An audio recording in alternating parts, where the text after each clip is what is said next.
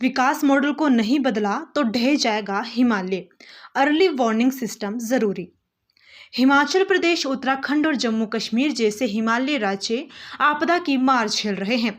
हर बार सरकारें इसे मौसम की मार या जलवायु परिवर्तन का परिणाम बताकर बच निकलना चाहती है, लेकिन विशेषज्ञ मानते हैं कि असली कारण है अनियोजित और बेतरतीब विकास। चेतावनी साफ है कि यदि विकास का मॉडल नहीं बदला तो आने वाले समय में हिमालयी इलाकों में आपदाएं और विकराल रूप लेंगी। एक समय ऐसा आएगा जब धीरे धीरे बह रहे हिमालय को बचाना मुश्किल होगा। भारतीय मौसम विज्ञान सोसाइटी के अध्यक्ष एवं भारतीय मौसम विज्ञान विभाग के पूर्व अतिरिक्त महानिदेशक आनंद शर्मा कहते हैं, पिछले एक दशक में पूर्वानुमान और मॉनिटरिंग की क्षमता में सुधार हुआ है, लेकिन जब तक चेतावनियों पर समय रहते स्थानीय प्रशासन और समाज प्रतिक्रिया नहीं करेगा, तब तक केवल मौसम को दोषी ठहराना व्यर्थ है। असल विफलता विकास और योजना प्रक्रिया में है। उच्च हिमालयी क्षेत्रों में weather station, early warning system और ऑल वेदर कम्युनिकेशन नेटवर्क का मजबूत जाल बिछाना होगा।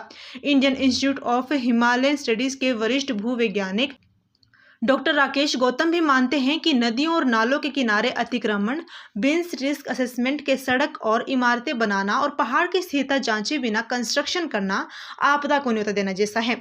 हर घाटी का अपना माइक्रो क्लाइमेट है, इसलिए कहीं 15 किलोमीटर ऊंचा बादल बनता है तो मिनटों में बादल फटने जैसी स्थिति पैदा हो जाती है। ऐसी घटनाओं की भविष्यवाणी करना मुश्किल है, लेकिन नुकसान का कम करना संभव है, बशर्ते चेतावनी समय पर प्रभावित गांव तक पहुंचे। ये तभी होगा जब मोबाइल नेटवर्क फेल होने पर हम रेडियो, कम्युनिटी रेडियो जैसे विकल्प काम करें, लेकिन जब घर गांव ही नदियों के किनारे बनाए जाएंगे तो चेतावनी भी उन्हें पूरी तरह सुरक्षित नहीं कर पाएगी।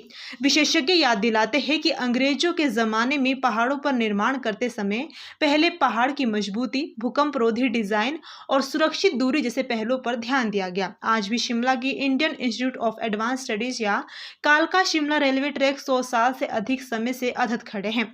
इसके विपरीत हाल की 4 लेन परियोजनाएं या नदी किनारे बनी सड़कें कुछ ही वर्षों में ढह रही है।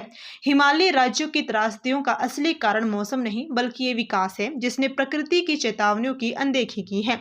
सतत और जिम्मेदार विकास मॉडल नहीं अपनाया गया तो आने वाले समय में हिमालयी आपदाएं केवल प्राकृतिक नहीं, मानव निर्मित विनाश कहलाएंगी।